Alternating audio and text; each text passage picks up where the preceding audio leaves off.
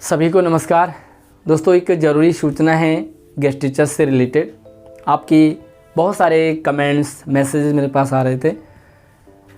Guest teachers के लिए ये समय बड़ा ही खतरनाक नाजुक चल रहा है। एक बड़ी संख्या में परमानेंट टीचर्स स्कूलों में आ चुके हैं और कुछ अभी आना बाकी हैं। और ये तो आप सभी को पता है कि परमानेंट टीचर्स के आने से गेस्ट टीचर्स रिलीव हो जाते हैं। रिलीव तो पहले भी कई बार हुए हैं टीचर्स और पहले भी कई बार ज्वाइन हुए हैं, लेकिन इस बार अभी जो समय है वो काफ़ी, मैंने पहले भी आपको बताया कि ख़तरनाक चल रहा है। एक नाजुक समय इसे कह सकते हैं गेस्ट टीचर्स के जॉब कैरियर के लिए। पहले परमानेंट टीचर्स आते थे, रिलीव होते थे, फिर से लिफो के अकॉर्डिंग जिसके ज़्यादा वर्किंग डेज होते थे वो ज्वाइन हो जाते थे। अब भी सेम प्रोसीजर है, परमानेंट टीचर्स आ रहे हैं, गेस्ट टीचर्स रिलीव हो रहे हैं।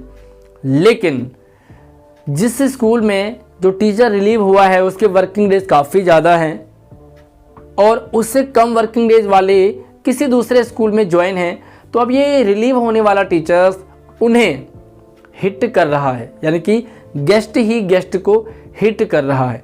परमानेंट टीचर्स के आने से तो गेस्ट टीचर्स बच गए, दोबारा से ज्वाइन हो गए। लेकिन इस बार अगर आपको गेस्ट टीचर हिट करता है तो आपका दोबारा आना मुश्किल ही नहीं नामुमकिन है। ये कड़वा सच है।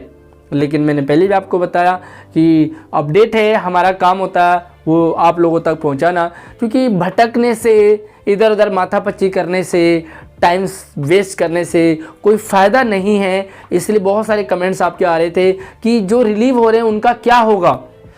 अगर आप परमानेंट टीचर्स के आने से हिट हो रहे हैं तो आप अगर ज़्यादा वर्किंग डेज के साथ हैं तो आप लिफो के कारण स्कूल में ज्वाइन कर लोगे।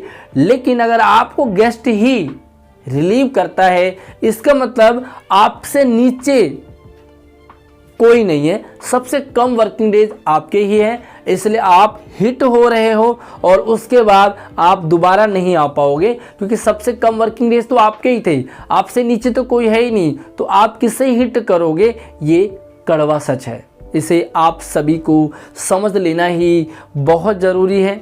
हालांकि इसका समाधान था, सरकार के पास था, लेकिन वो समाधान स्वयं गेस्ट टीचर्स को निकालना था। यूनिटी के साथ, संगठन के साथ मिलकर के उस समाधान को निकाल सकते थे। समाधान बहुत ही आसान था, लेकिन उस पर ना ही किसी ने ध्यान दिया। हाँ, अगर आपके वर्किंग डेज ज़्यादा हैं और आपसे कम वर्किंग डेज वालों को स्कूल मिल गया है, तो ऐसे भी बहुत सारे टीचर्स हैं जो भटक रहे हैं, परेशान हो रहे हैं। सिंपल सी बात है, कुछ फॉल्ट आपके रिलीविंग में निकला है, अदरवाइज आपको भी स्कूल मिल जाना चाहिए।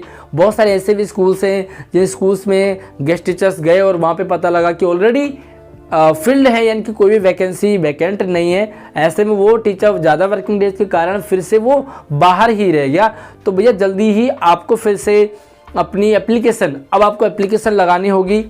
नॉर्मली रिलीव होने के बाद कोई एप्लीकेशन नहीं लगानी है, आपको अपनी रिलीविंग लेटर निकलवाना है, एक्सपीरियंस लेटर निकलवाना है और अपने सारे डॉक्यूमेंट अपने पास रखने। जल्दी आपका नंबर आएगा और आपको ज्वाइन करना है। लेकिन जिस स्कूल में आप गए वहाँ पर वैकेंसी नहीं थी, आप फिर से बाहर ही रह गए, तो अब आपको एप्लीकेशन लगाना है और स्कूल में E5 ब्रांच में जाना है।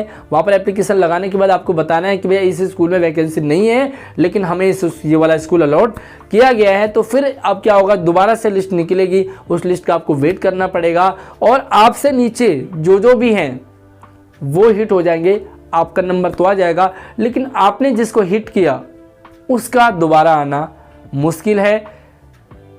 सच में ये एक सैड न्यूज़ है, लेकिन सच्चाई है और सच्चाई को जितना जल्दी स्वीकार कर लिया जाए उतने में ही समझदारी है।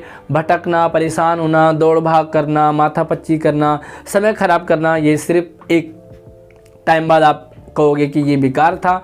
बाकी भी अपडेट तो अपडेट है। आप हमारे चैनल के साथ जुड़े रहिए, सब्सक्राइब करके रखिए, ताकि इन फ्यूचर भी आपके साथ सारी अपडेट, चाहे अच्छी हो चाहे बुरी हो, शेयर करना हमारा काम है। धन्यवाद।